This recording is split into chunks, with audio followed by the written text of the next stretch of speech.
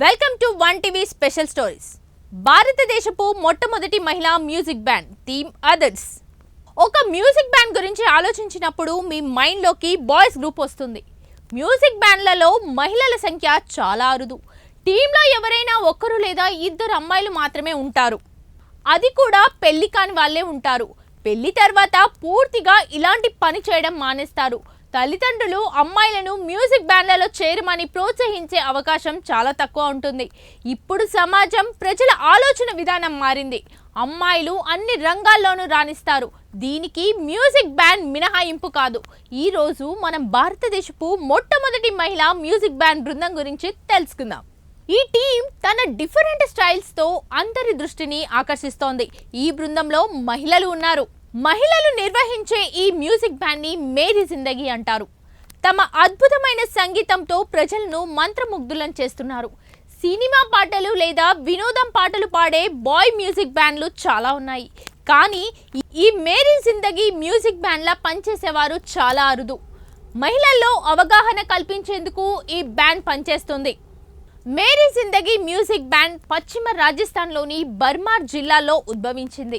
ఈ బృందంలో 5 సభ్యులున్నారు. డాక్టర్ జయా తివారీ, పూర్వి మాలవ్య, నిహారిక దూబే, మేఘనా శ్రీవాస్తవ, సౌభాగ్య దీక్షితులు జట్టులో ఉన్నారు. లక్నో నివాసి డాక్టర్ జయా తివారీ దీన్ని సృష్టించారు. మేరీ జిందగీ టీం 2010లో ప్రారంభమైంది. మేరీ జిందగీ టీంకి వినోదం పాటలుండవు.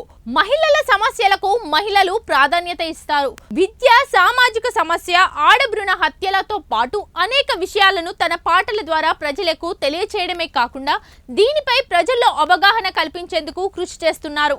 డాక్టర్ జయా తివారీ మ్యూజిక్ బ్యాండ్ నిర్వహించడమే కాకుండా సామాజిక సేవ కూడా చేస్తున్నారు. ఎందరో నిరుపేద ఆడపిల్లలను చదివించే బాధ్యతను తీసుకున్నారు. మేరీ జిందగీ మ్యూజిక్ బ్యాండ్ అనేక విధాలుగా రాణించింది.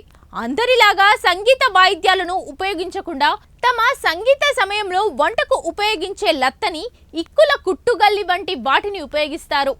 కిచెన్ వస్తువులతో మ్యూజిక్ బ్యాండ్ తయారు చేయడం యొక్క ప్రాథమిక ఉద్దేశం గృహిణీలను ఉత్సాహపరచడమే అని డాక్టర్ జయా తివారీ అన్నారు. మేరీ జిందగీ రాజస్థాన్కే పరిమితం కాలేదు. 50కి పైగా నగరాలలో, 550కి పైగా కచేరీలలో ప్రదర్శన ఇచ్చారు.